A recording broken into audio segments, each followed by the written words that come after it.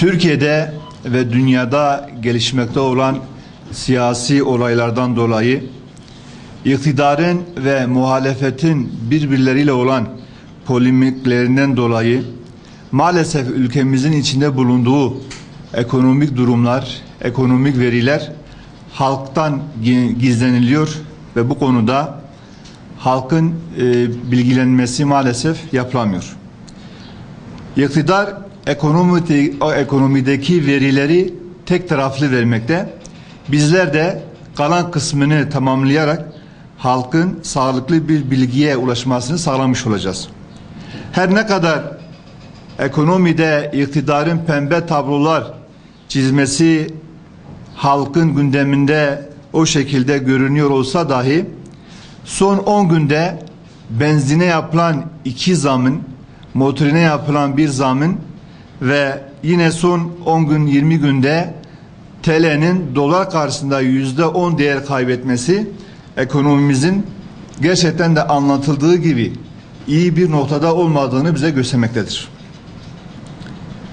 AKP iktidarı tüketime ve ithalata dayanan bir ekonomi yapı, bir ekonomi sistemi uyguladığı için sürekli borçlarımız artmakta, fakir halk daha çok fakirleşmekte ve bir avuç insan daha çok servetine servet katmaktadır.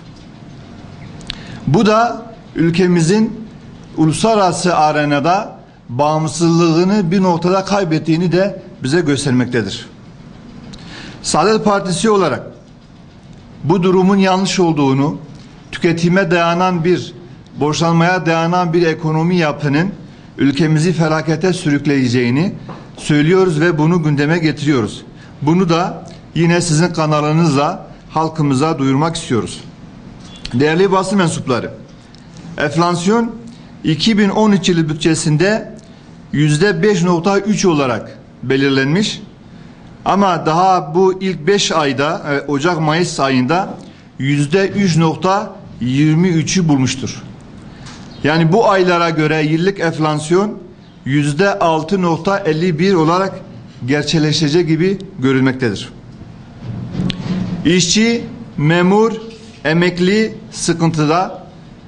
Dolayısıyla bunların eline yeterince para geçmeyince esnaf da iş yapamamakta ve esnaf da çeklerini, senetlerini ödeyemez hale gelmektedir. Sayın Başbakan Gezi Parkı olayında faiz lobisinden bahsetti. Ama bakıyoruz ki AKP iktidarının son 10 yılında bir avuç faizciye 2013 yıl döneminde 2013 bütçesinde 53 milyar dolar ayrılmış durumda. Ve 53 milyarı faizciye verirken Türkiye'deki bütün kamu personeline ayrılan para ise 97 milyar 224 bin 270 TL olarak gerçekleşecektir.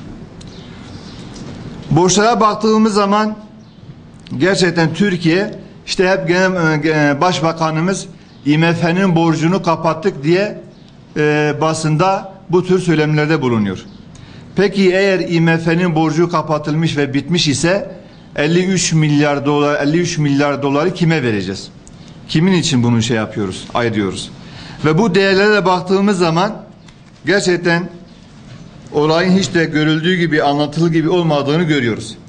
İşte 2002 yılında Türkiye'nin dış borcu 129.500 milyar dolar, iç borç 102,5 milyar dolar, toplam 232 milyar dolar iken 2012'de Türkiye'nin iç ve dış borç toplamı 565.7 milyar dolara çıkmış durumda.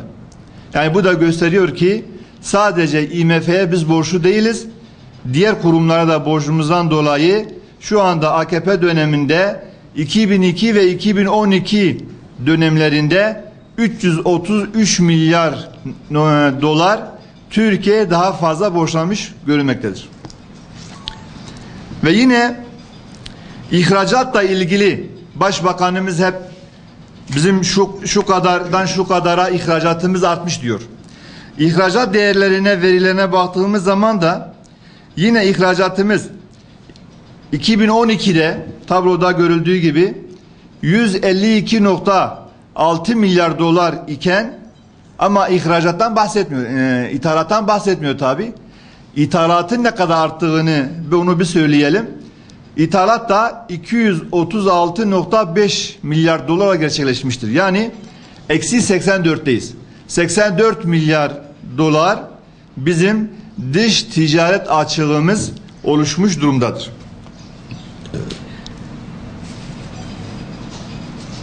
Dolar bazında iç ve dış borçlarımızı bu şekilde gördükten sonra gerçekten de IMF'ye yalnız borçlu olmadığımızı da halkımız bunu da görmüş olsunlar. Gıda sektöründe yani çiftçilerimizin durumuna baktığımız zaman da işte hep çiftçilerimizi destekliyoruz söylemleri söyleniyor. Buna da baktığımız zaman 2013 bütçesinde ayrılan para sadece 9 milyar TL olarak ayrılmıştır. Yani bütün Türkiye'de 6 milyon civarında çiftçi bu alanda çalışmakta. Bunlara ayrılan destekleme parası sadece 9 milyar TL'dir. Türkiye kendi kendine yetebilen bir ülke iken, yani bizim çok geniş tarım arazilerimiz var, ama maalesef çiftçilerin girdilerinin fazla olması, üretimin değerinde alınmamasından dolayı çiftçilerimiz üretimden vazgeçmekte ve başka alanlara kaymakta, başka illere göç etmek durumda kalıyoruz. Ve bu da bize şu manzarayı maalesef oluşturdu. Mısır'dan pirinci almaya başladık. Yunanistan'dan pamuğu, Rusya'dan buğdayı, Fransa'dan arpayı ve en vahim durumu da geçen sene Bulgaristan'dan saman ithal eder duruma geldik. Çiftçi vergi borcu altında ve mazot, gübre, ilaç girdilerine baktığımız zaman gerçekten ürettiği buğdaydan, ürettiği arpadan gerekli olan karşılığını alamıyor.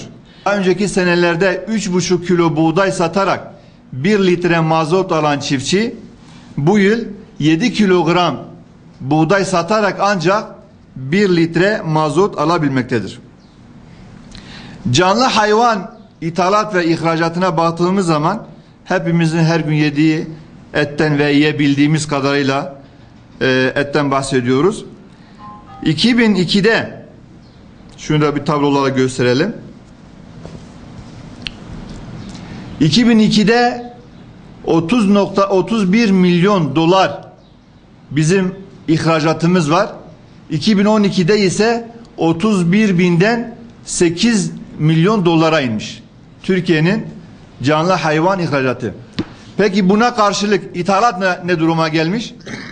2002'de hayvan ithalatı 16,9 milyon dolar iken 2012'de 852 milyon dolara çıkmış. 16,9 milyon dolardan 852 milyon dolara çıkmış durumda. Bu da neyi gösteriyor?